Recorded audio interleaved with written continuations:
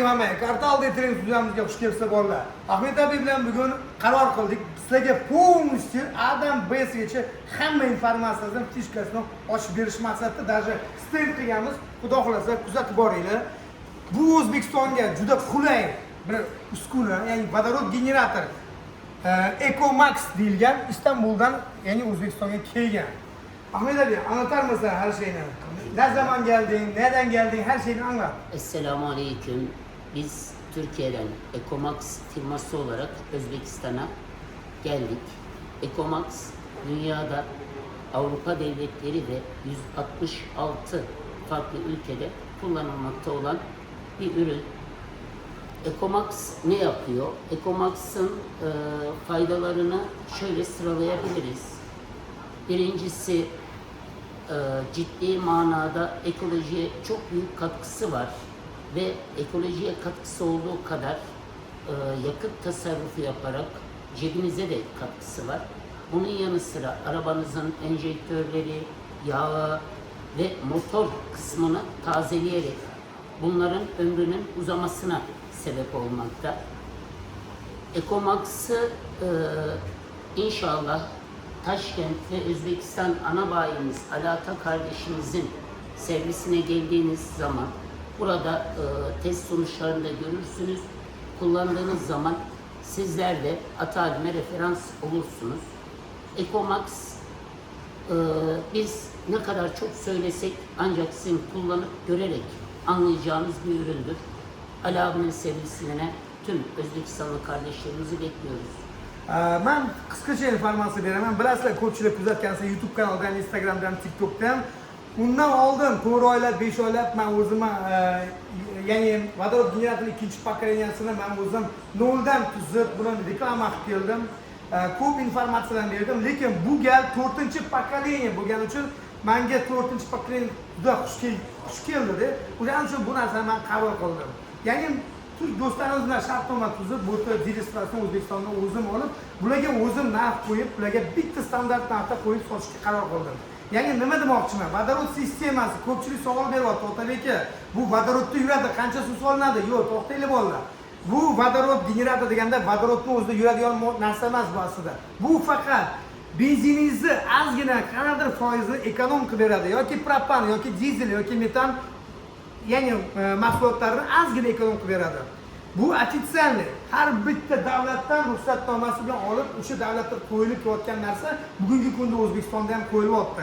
Garantiya, как положено. Endi bu yoqqa xudo xolasa har bitta mashinaga qo'yilgan apparatga biza buni qancha probekti qo'yilyapti, o'zi spetsialniy apparati bor, tekshirib olamiz. Qancha ugar chiqayotganlarigacha полностью mana shu apparatlar bilan полный ko'rib, tekshirib, nazorat qilib, har 10,000 kilometrda biza nazoratni olib boramiz xudo xolasa. Bolalar, qisqacha aytaman, tushuntiraman. Bu narsani ko'rib boringlar. Çalışma sistemini de ben şöyle kısaca sizlere anlatayım. Cihazımız 4 ana parçadan oluşmakta. Bunlar yakıt deposu, beyin, hidrojenin üretildiği cihaz ve dengeleyici cihazımız. Ürünümüz cihazımız sayesinde hidrojen üretmekte. Hatta ben sizlere şöyle kısa bir test yapabilirim hidrojenin gücü hakkında. Şu an sistem çalışmakta. Biraz ses çıkaracağız. Olay bu. Yani hidrojen çok kuvvetli bir ürün, çok kuvvetli bir hava gazı. Soluduğumuz oksijenden 15 kat ince. Qisqacha bitta narsani tushuntiraman bolalar, nima uchun men bu narsani olib kirdim O'zbekistonga? Bu sir emas, hammanglar bilasizlar. Ya'ni qo'llab-quvvatlaysiz degan maqsadni umid qilib qolmanda. Chunki O'zbekistondagi hozirgi benzinlarimiz sharmanda desam bo'ladi. Rasvo. Aktan qo'shilgan, unisi qo'shilgan, bunisi qo'shilgan. Men bu imенно uskunani olib kelib o'rnatayotganim sababi ham shu. Chunki bu sistema benzinni quvvatini, ya'ni aktan sistemasi doim aktan solib yurmaysizlar. Primoy aktanni ko'tarib, baland aktanda yuradigan qilib bu generator hisoblanadi. Ya'ni plus tomonlarini tushuntiraman sizlarga. Plus tomonlari shundaki, doimo mashinangiz silindri top-toza turadi. Porshinlari top-toza turadi, klapanlari top-toza turadi. Benzinni moyni benzinga aralashtirib yubormaydi.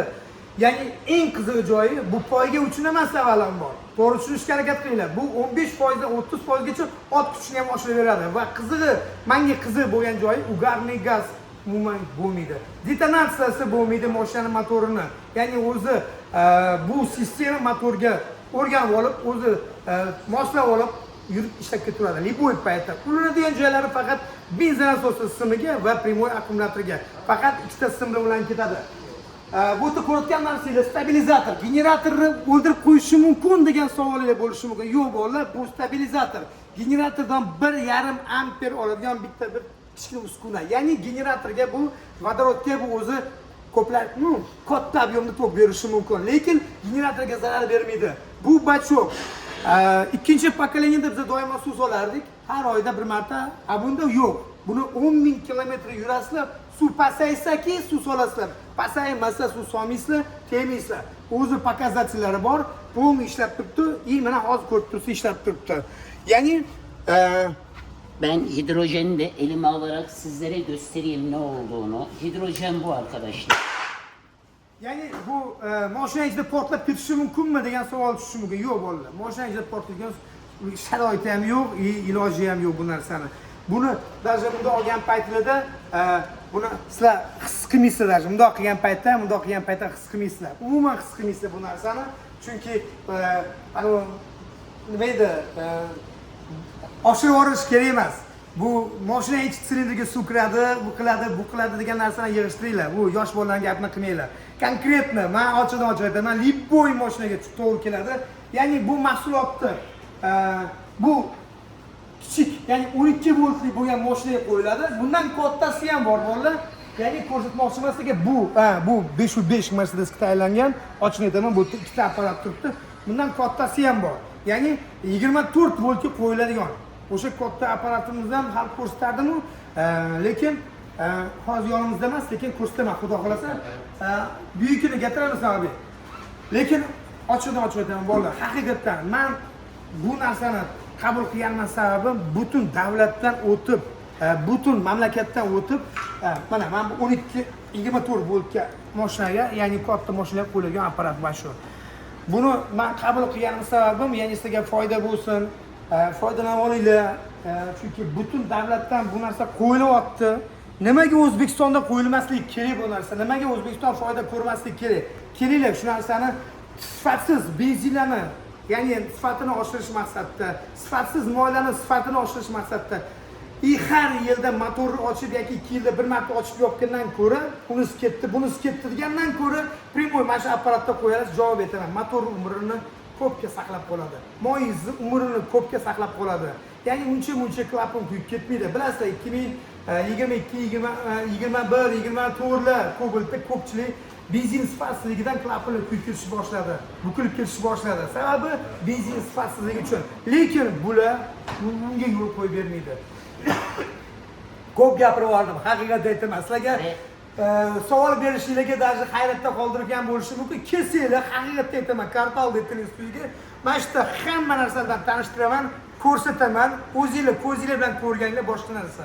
Va mendan chiqib ketdi deganim uchun emas, bu konkretda mana shu har 10,000 kilometrda kelsanglar, mana shu test qilaman har bitta mashina, chunki har bitta mashina menda ro'yxatda turadi, полностью. Bu yog'iga mashinaga qo'ydirib, endi uni ochaman, buni qilaman degan narsalar yo'q bu yerda. Hammasi garantinli bo'ladi, polniy to'laligicha. Ahmet abi, ne diyeceksin? Şimdi bu cihazın Avrupa tarafından alınmış olan UNICE belgesi var. Bu belge şu anlama geliyor. Bu cihaz arabaya kesinlikle hiçbir şekilde motoruna ve başka bir yerine zarar vermiyor. Bu belgemiz Avrupa'dan alınan bu belgeye Özbekistan devleti 2025 yılında dahil oldu. O yüzden Özbekistan'a daha önceki yıllarda bu ürün getirilemedi. Özbekistan da 2025 yılında bu anlaşmaya dahil olduğu için 2026 yılında Özbekistan'a bu cihazı getirdik ve ana bayiliğini Atali kardeşimize verdik. Hayırlı, mübarek olsun hem Atali kardeşimize hem de bu cihazı kullanacak olan Özbekistanlı kardeşlerimize. Qisqacha men endi gapirib bo'ldim. Ya'ni o'zingizlar kuzatib bordinglar, chunki har bitta narsani Instagramdan tushuntirish juda qiyin bo'ldi. Ochiq aytaman. Otabek bu narsani o'zida yuradimi, benzinda yuradimi, salarkada yuradimi degan savollar javoblarni bugun yakuniy nuqta qo'ydik deb o'ylayman. Agarki qiziqsanglar, maslahatlashmoqchi bo'lsanglar, primoy telefon qilsanglar, doim 24 soat telefonim ochiq turibdi. Bemalol telefon qilib so'rasangiz bo'ladi. Karta oldi aytilaysiz, doim sizga zo'r maslahat va zo'r tavsiyani bergan. Turk do'stlarimiz bilan xudo xolasa sizga xizmatda bo'lamiz. Joningiz sog' bo'lsin. Qolamiz. Kelsanglar karta oldi, dedeling studiyamiz darvozasi sizlar uchun ochiq doimo. Shu bolalar.